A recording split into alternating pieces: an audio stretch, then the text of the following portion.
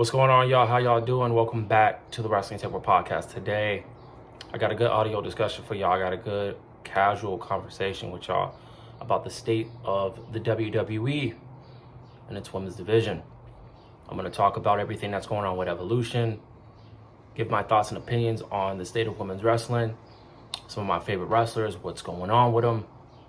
We're going to have a good time with it.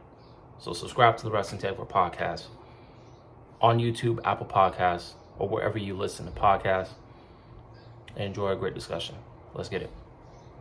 Welcome to... You're listening to the Wrestling Takeover. What is your name? With your host, Jordan Turner, who's always gonna keep it real. Come on, King. Inside and outside the ring. Let me make myself clear. He's got the fans behind him, King. It's time to take over, King. Are you ready? He's all fired up now, King. The Takeover. Let's go. Man, you know what? I already did a casual conversation this week, and your boy decided to come up here and talk about another WWE casual conversation. Thank everybody for tuning in to the Wrestling Takeover podcast audio form. If you guys are listening to the podcast in this specific episode on all audio podcast platforms, Apple Podcast, Spotify, Google Play, iHeartRadio, hit the subscribe button, hit the follow button. Let your boy know how y'all are feeling about what y'all going to be listening to on today's episode. Be sure to subscribe, man. Most importantly, man, I have a YouTube channel. And if you guys can do me a solid and subscribe to my YouTube channel, youtube.com/JT takeover/videos. All right. If you guys can go and subscribe to my YouTube channel, I would really, really appreciate it. We just started, but listen and trust and best believe we are going to continue to put out the content, to put out the videos. We're going to do the thing, bro. So y'all know what it is. Look out for Friday Night SmackDown 10-minute video that's going to be dropping tomorrow following Friday Night SmackDown. So tap in and tune in for that upcoming video dropping tomorrow. So like I said, I already talked about a casual conversation earlier this week. I'm feeling myself.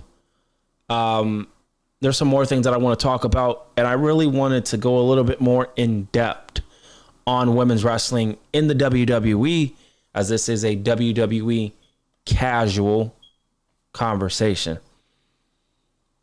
But before we do that, if anybody is new out there and you are finding the Wrestling Takeover podcast and you're finding me, Jordan Turner, as I am just debuting on YouTube, I want y'all to understand something, that this is the most creative and honest podcast in the wrestling community. Okay? This podcast is based on realism, keeping it real, being honest with our opinions, never being unbiased or being unbiased. We're giving our authentic truth with the sprinkle of creativity. I pitch a lot of ideas on this podcast, and I'm going to continue to do so. I want you guys to enjoy what you hear. If you guys enjoy what you hear, that means I'm doing something right. You following me? And I just want a great community within this space. I'm not looking to be better than this person and this person and this person. I ain't worried about that. It's me versus me. You feel me? That's how I'm looking at it. All right? I'm trying to be the best in the game. I'm trying to be the best in this community. But I'm trying to prove to myself that I can hang with a lot of these cats in the community. And I think I can. But with your help and your support, y'all can help me justify and me feeling the way I feel. So if you guys want to go, like I said, and support me and my podcast, The Wrestling Takeover, tap in on YouTube. YouTube.com/JT Takeover/videos. Subscribe, follow. You feel me? Spread the word of the Wrestling Takeover podcast, because word of mouth goes a long way. Let's get into it, man. Women's wrestling in the WWE. We're going to talk about Evolution too. We're going to talk about Money in the Bank.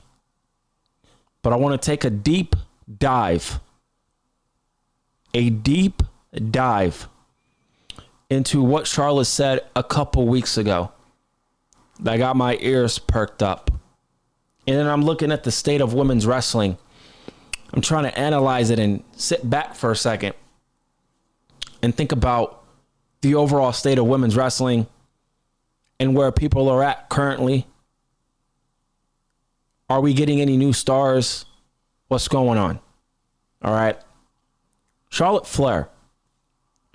This was from via Denise. Charlotte Flair had this to say. She says that there needs to be more women's storylines and women's main events. This got me thinking. Like real talk. And I want people to really understand that I say the things that I say, and I say what I say, and I mean what I say. There's one pet peeve that I just don't tolerate. I don't tolerate it, and that is taking personal jabs at the professional wrestlers. That's not me. You will not expect something like that coming from me. I'm not doing that. It's not that serious. It's just pro wrestling. I've been saying that for years. It's just pro wrestling. It's not that serious. Okay? So I want to let y'all know that before I get right into what I'm about to say. You look at the state of women's wrestling in the WWE. You have a feud with Lyra Valkyria and Becky Lynch. I'm interested in that. Lyra Valkyria had a star-making career performance at Backlash against Becky Lynch. That performance to me, and I know to WWE, especially with the reaction that she received and what she got from the crowd at Backlash, Lyra Valkyria is someone to be taken seriously.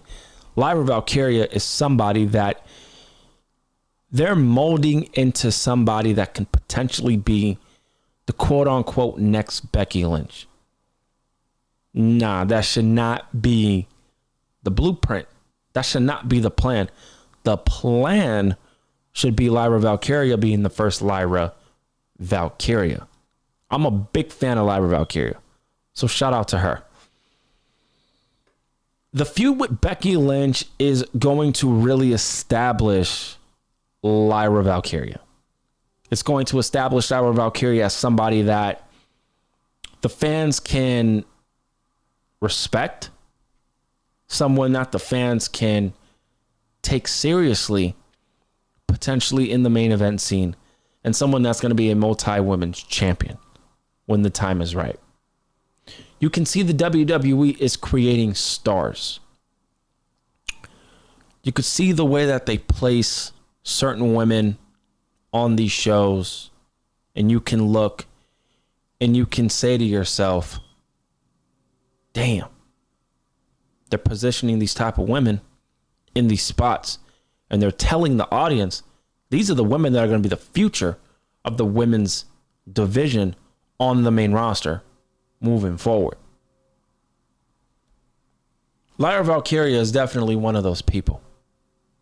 You got the veterans like a Rhea Ripley, a Bianca Belair, a Naomi, a Charlotte Flair, a Becky Lynch, and a Bayley, right? And then you got other women that are already established, well respected, like a Io Sky, right?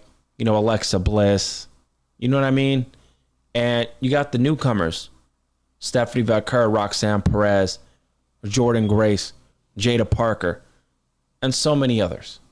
So many others. WWE, there's a method to their madness. They push specific people. And that is something that I have been saying for many years now, and it's okay. It's okay that they have their quote-unquote favorites that they want to push over others. That's expected. So I'm not surprised about that. But what Charlotte Flair said, that there needs to be women's storylines. Let me talk about that a little bit more deeper. You feel me? I have been saying that specifically, that we need more storylines for the women's division. But I have specifically been saying we need storylines outside of the world title picture. Outside of the world title picture. WWE is just now booking the women's IC title correctly because they got Becky Lynch. They got a veteran in that spot. WWE really needs to establish the women's IC title, and they've done it so far. Lyra Valkyria is the workhorse champion. That's how they need to present the women's Intercontinental champion. That needs to be a workhorse championship. Bottom line, they do it with the men. You need to do it with the women as well. The women's United States title.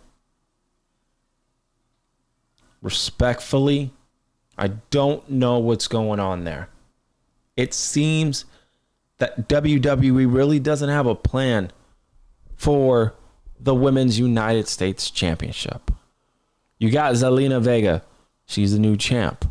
God bless her. I'm a fan of Zelina Vega. But where's her storylines? Where's her storylines? Where's the promo that she needs to cut? Lyra Valkyria cut one. We need someone, or we need Zelina Vega to cut one that's very similar. It needs to be a promo that it's pretty much saying, I'm here to stay. I'm here to be taken seriously. I want to establish this Women's United States Championship. Because here's the 411. I'm going to keep it real with y'all.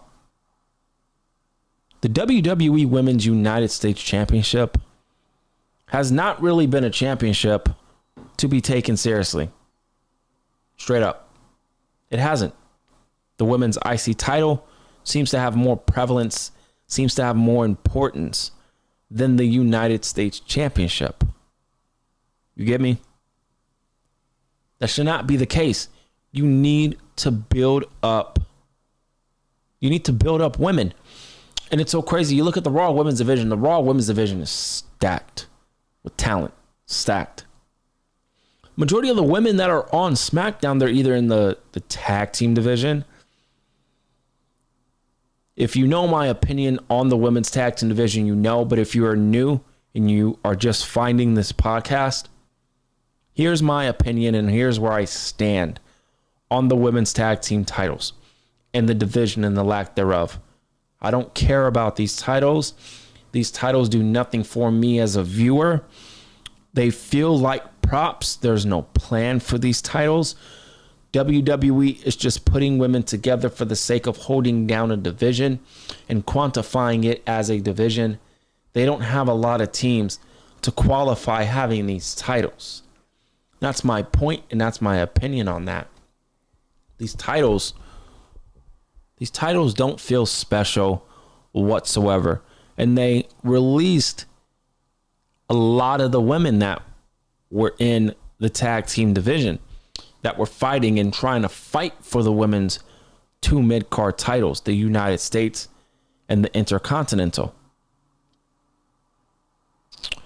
Those women's tag team titles are not that valuable in my eyes, respectfully. All right? But you look at the two mid-card titles and you say to yourself, it's like, All right, WWE, you brought in two. For me, I would have brought in one, but it is what it is. We're at where we're at. Cool. You're establishing the women's IC title. You need to establish the women's United States. We need to have great quality women. Go after Zelina Vega. That's where I sit with that. Now, you look at the women's division and the storylines, or the lack thereof storylines. WWE, they want to book one storyline or two storylines in the women's division. You got the two world titles that have story. The women's IC and the women's United States. Here's the thing. The women's IC title, like I said, needs to be a fighting's intercontinental championship, similar to the men. You can create storylines with that. Lyra Valkyria being the fighting champ. She takes down Becky. Somebody else, is getting wins underneath her belt, and then she feels she has the right to challenge Lyra Valkyria. That's a story. Lyra Valkyria she's taking on all comers. That is a story. You get me? That's a story that the WWE can implement with Lyra Valkyria beating a fighting champion. Why are we not getting that with Zelina Vega? I don't understand. You feel me? So WWE really needs to present Zelina Vega, number one, to be someone to be taken seriously. Dead ass. Someone to be taken seriously. Because for a while now, I'm being honest with you guys. For a while, Zelina Vega was someone that the fans did not take seriously. Now she's the Women's United States champ. People love Zelina Vega. I love Zelina Vega. I'm happy for her. God bless her. But you need to build her up to a point where you look at her, it's like, all right, that is the United States champ. She is someone to be taken serious against other competition.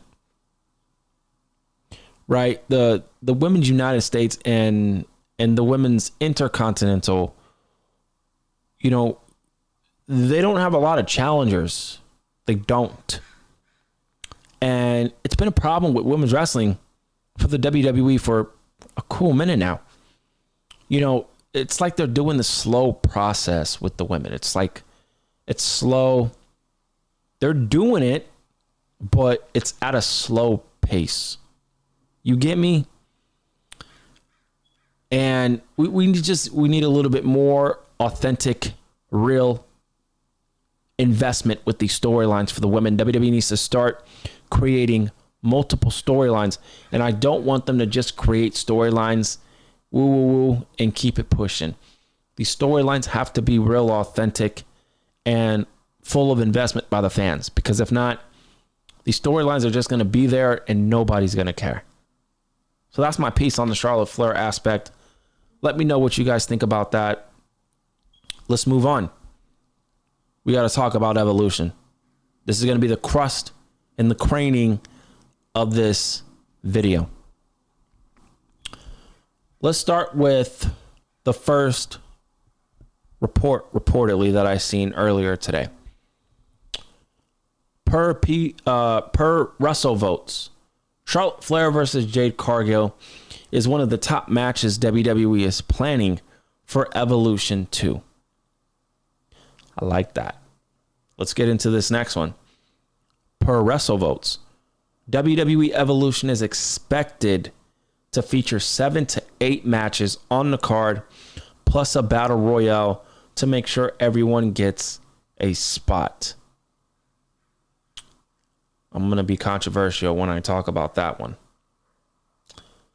And then somebody created a match card, Brodus Claymore on X. This person put Evolution 2 pay-per-view coming soon. What do you think about this as the big 4 matches? These are the big 4 matches that this individual would book on Evolution. Charlotte Flair versus Jade Cargill, Rhea Ripley versus Io for the women's world title, Bayley versus Lyra Valkyria versus Becky Lynch in a triple threat. And then Roxanne Perez and Julia versus Liv Morgan and Raquel Rodriguez for the tag team titles. Let's do this one at a time. Charlotte Flair versus Jade Cargill. You got the Evolution pay-per-view. Everyone's excited for it. Everyone's hyped. I'm hyped. But I'm pretty skeptical because we don't know what matches are going to happen. I'm seeing more on social media that fans are kind of pitching more of, ideal matches than the WWE. Does WWE even have a plan for some of these matches that are going to take place? They need to make this a big deal. And I feel like the Battle Royale is going to get majority of the legends on the show. Not everybody deserves to be on a Premier Live event card, man. I'm sorry, but that's just how I feel. Now, for something like Evolution, I will kind of change my tune on that. You want to get the best stars possible. You want to get the biggest names on this show. But here is the situation. And here's where I stand on this. Yes, you can get a lot of people on the card. But here's the thing, Shawty, that a lot of people aren't really talking about. They're just pitching ideas here and there and pitching matches that they want to see on Evolution 2. And that's amazing. But here's the reality, though. Check me out. You cannot just create. I don't want this to be all of it. I don't want it to be fantasy matches. Not the whole fucking card. Not the whole card. I want some of these matches that actually bleed from Money in the Bank to Evolution. That's what I want. And I'm going to start with Charlotte Flair and Jade Cargill. And the reason why I feel like this makes a lot of sense to happen at Evolution, there's no other place for it to happen. Number one, you can do it at SummerSlam, yes, but Evolution, I feel, is the perfect place to have this match. That's number one. Number two, Charlotte Flair and Jade Cargill have been teased multiple times. Triple H doesn't do things on accident. He does them on purpose. That's why you got to pay attention to when he does these subliminal images and things like that. You get me? So he's been doing it with Jade Cargill and Charlotte Flair over the past, for a cool minute now. This is a perfect match to take place at Evolution. This could be one of the biggest matches on the card, right? And, you want to book matches that make sense. You don't want to just book matches just because. You feel me? So Charlotte Flair and Jade Cargill make all the sense in the world. Rhea Ripley versus Io Sky. I would book this at Money in the Bank. For me, I would book it at Money in the Bank, right? Because we don't really know when Evolution is going to happen. Rumors are saying it's going to happen in July. So if it's going to happen in July, Rhea Ripley and Io are going to happen in June. If that match is going to happen at Money in the Bank. So then what? We would get a part 2 at Evolution? Okay. I wouldn't be mad about that. The feud can continue. Because think about it. If you do Rhea Ripley versus Io at Money in the Bank and Io wins, where is Rhea Ripley going to go from there? So you can do one or two things. Book this match at Money in the Bank in a way where Rhea Ripley looks strong. And then Io and Rhea can go again at, Evolution. Or you can save the one match that they would do for Evolution. But I feel like Io needs to be on the Money in the Bank card. Io needs to be on the Money in the Bank card. And speaking of Io, I want to play something for you guys. I want to play something because I'm a big advocate for Io. If you guys have been following me, listening to me since day one, for the OGs out there, you guys know I'm a big Io Sky fan. For the new fans out there, I'm a big Io fan. I feel like she has everything in the playbook to kill it and be a big star in women's wrestling and in the WWE. You know, who's the best pound for pound, best women's wrestler right now in the world? There's a couple names out there. Got Mercedes Moné, big supporter of her. You got Bianca Belair, you got Rhea Ripley, you got Mariah May, right? You got Toni Storm, you got Ember Moon, Athena, you got Julia, you got Stephanie Van Kerr, you got Roxanne Perez, you got Jordan Grace. You feel me? There's a lot of great women performers. But for me right now, my top two, I would say, is Io Sky and Mercedes Moné. Underneath them would be Stephanie Van Kerr and Julia and Toni Storm. That's kind of where I'm shaking on it right now in terms of women's wrestling and some of the best women's performers that I feel are killing the game right now in women's wrestling. Io Sky to me and Mercedes Moné, two of the best, two of the top, no doubt. But I want to play this clip with Io, man, and it really just solidifies to me that, you know, people genuinely like this girl. People genuinely want to support her. There's not one negative thing. It's so crazy to me, man. It's, you know, you got people in the community that just try to create narratives, man, and try to create bullshit. Create narratives to try to spin others in thinking the same way that they think. That's not the case. People have their own opinion. People are, you know, they can feel how they want. They can say what they want. You get me? But everybody loves Io. There's nothing negative really to say about Io. And I want to play this clip regarding Io. And she talks about a couple things. So she talked about the nerve she had coming to WWE and the responsibility she had to prove that she was one of the best wrestlers in the world. Like I said, to me, Io is the best women's wrestler in the world. Underneath that is Mercedes Moné. But let's listen to what Io has to say. And this was actually from the Ringer Wrestling Show. Shout out to Kasanem and David Showmaker. Shout out to the guys over there. They killing it. They're doing their thing. But let's play this clip regarding Io Sky.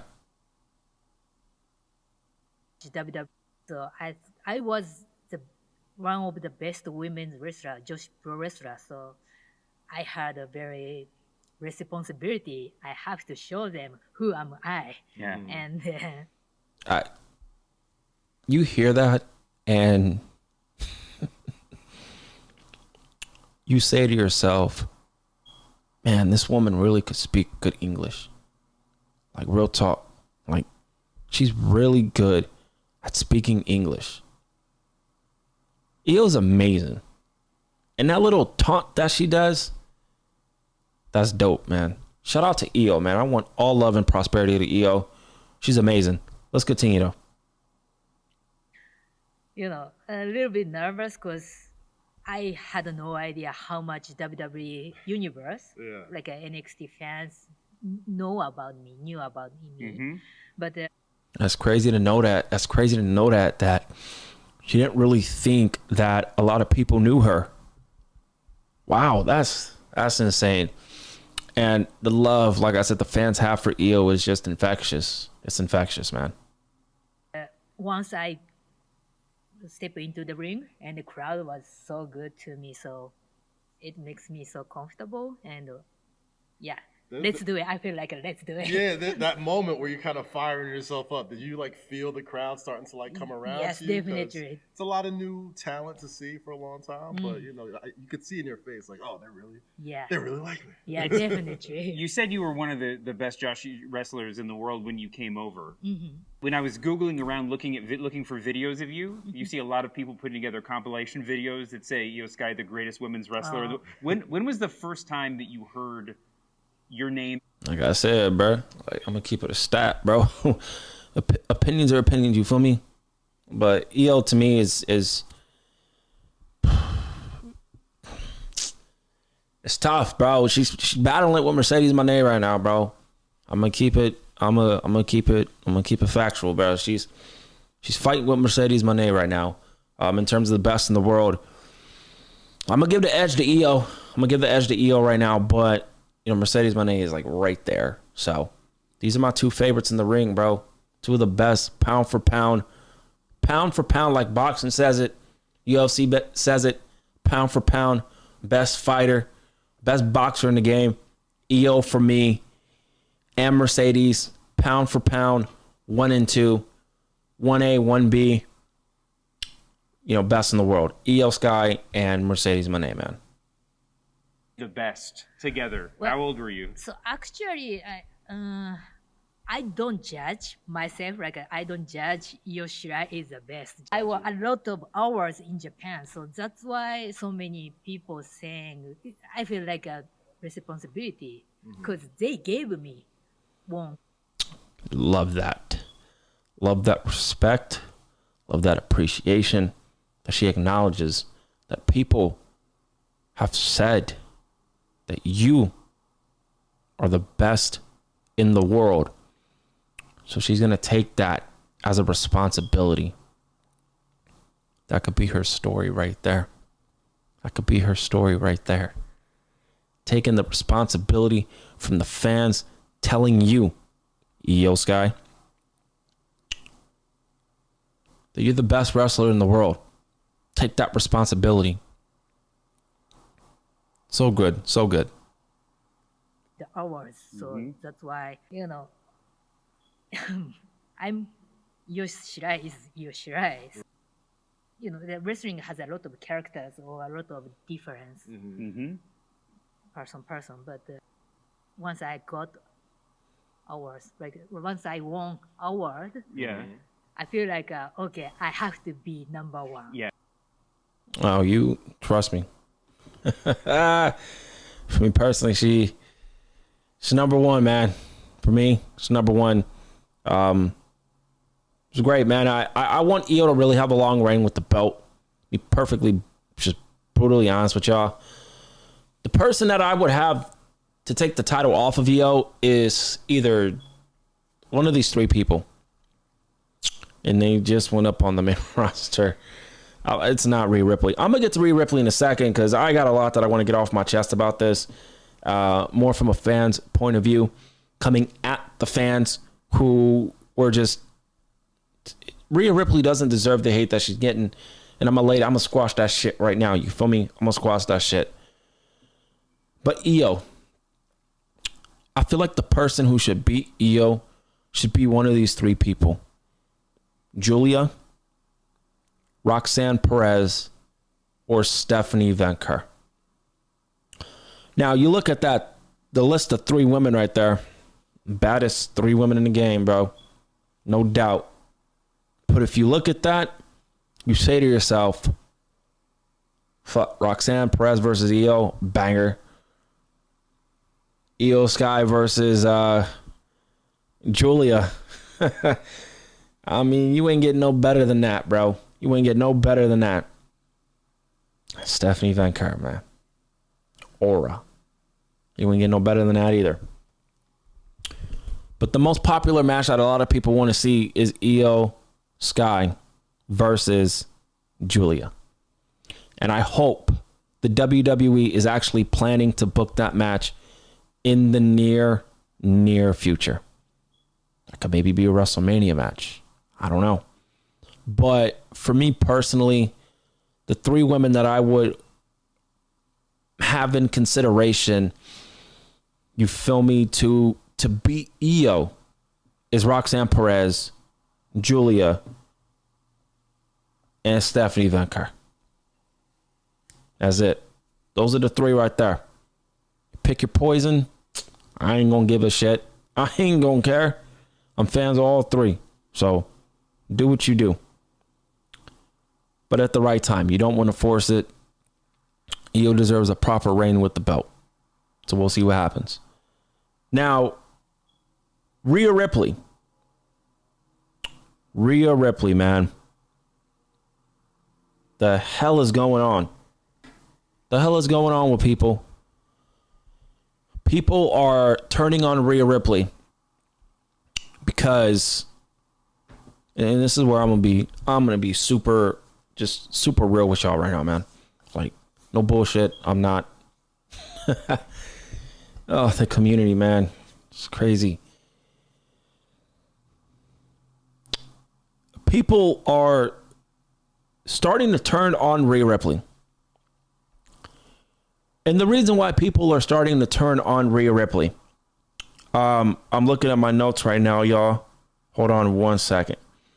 I'm looking at my notes right now, and I got two more things that I want to talk about, and we'll get to that towards the end.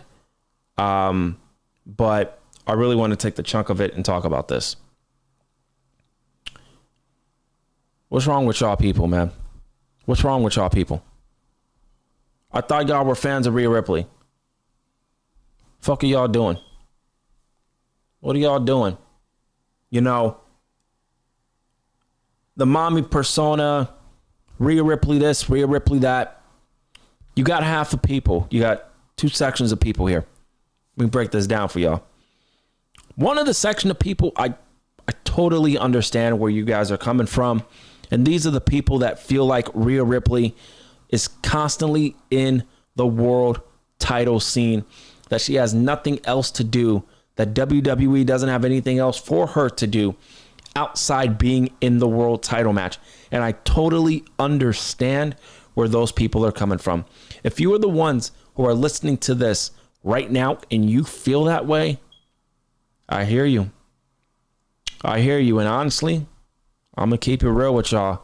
Y'all ain't wrong. Y'all ain't wrong. Seems like she's always in the world title scene, but at the same time, who else you got in the world title scene right now? You ain't got nobody. Straight up. WWE ain't got nobody. So they got to rely on a superstar, a megastar like Rhea Ripley. Come on now. But I do understand where those people are coming from and their frustration about that. And you got the other people. These other people, y'all tripping. Y'all tripping. You know, they're starting to turn, these other people are starting to turn on Rhea Ripley now. For what godforsaken reason, I have no idea. I don't know where this hate came from regards to Rhea Ripley outside of her constantly being in the world title picture. But trust me, outside of that, I don't understand the hate that she's getting. All of a sudden, Rhea Ripley is getting the hate. It's crazy. She was pissed. This was all over social media. I think this happened yesterday. This was all over social media. Yeah, it happened yesterday. This has 2 million views. I favorited and retweeted it because she's speaking facts in this tweet. So she put out, women's wrestling fans, quote, women deserve better. Okay. Women do deserve better. They do. Same breath. This is Rhea Ripley. Quote, she's sleeping with her boss. That's why she's where she is. Whoever fucking says that, y'all are tripping. Y'all are tripping. Relax. So whoever says that, stop. She continued. She should retire. Who says she should retire? A lot of people, because I see it. She continued and said she doesn't deserve it. Okay, we're all in. Y'all people tripping. She doesn't deserve it. I don't know what y'all talking about. who are out there actually saying this stuff. It's crazy. She's handed everything and never worked for anything. I don't know what the fuck y'all are talking about. Rhea Ripley is saying these things because there are people online who actually tweet these type of things to her and about her. I hope she gets injured. Y'all are weird, man. Y'all are weird. So she continued, you guys are the real reason it's so difficult to be taken seriously as a women's wrestler. If you put as much effort into your own miserable lives as you put into degrading successful women, then maybe you would accomplish something yourself. She ain't telling no lies in the last sentence there. But you are the reason why that women's wrestling isn't taken as seriously as it should. That stuck out like a sore thumb. That stuck out like a sore motherfucking thumb, bro. Okay. So let me get this straight, okay? So you have people who are degrading Rhea Ripley, calling her out, just going crazy, right? What happened to where people feel the need to turn on Rhea Ripley? It's so crazy now. It's so crazy. And this is a common theme. This is a common recurrent, bro. Like, I'm gonna be real with y'all. This is a common fucking occurrence with people. Get the popular people, right? The person popular. All right, we love her, we love her, we love her, we love her. Something happens, and then they start flipping. It's like, bro, what are y'all doing? What's wrong with y'all? You know what I mean? And it's crazy that Rhea Ripley has to constantly go through this type of stuff. People were making fun of her. She looks like a dude and all this other stuff. What is wrong with y'all, bro? Y'all are weird. Y'all need to relax. Go touch some grass outside, bro. Like, straight up. It's pro wrestling. It's not that serious. It is not life or death. But y'all niggas make it seem like it's life or death. And then you paint people like me in a bad light. As a normal fan, I voice my opinion. I give my opinion. And I keep it pushing. That's it. Simple. It's not that serious. It's just professional wrestling. But I am in the IWC, so I am lumped into a category of fans being weird, obsessive, addictive, fanatic, scary. Motherfucker, that's not me. That's not me at all. I'm one of the realest fans out there. I'm a normal person. I'm a normal individual. But people like myself and many others who are listening to this, we get lumped into this type of stuff. And we get categorized as fat and all this other stuff.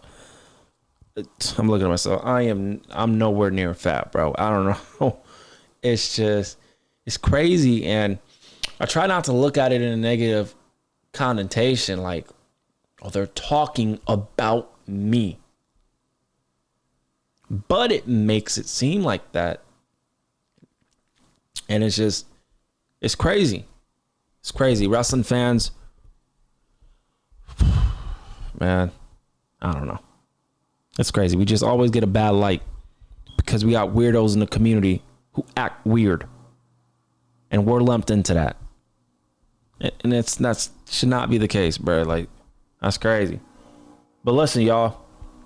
Listen, I want to talk about Stephanie Kerr real quick, and I want to talk about Money in the Bank. Stephanie Kerr is going to lose the NXT Women's title. She's facing Jordynne Grace at Battleground. I believe it's next weekend. I believe it's next weekend. And when she loses it, she's going to go up to the main roster. Jordynne Grace is the perfect person to beat Stephanie Van Kerr.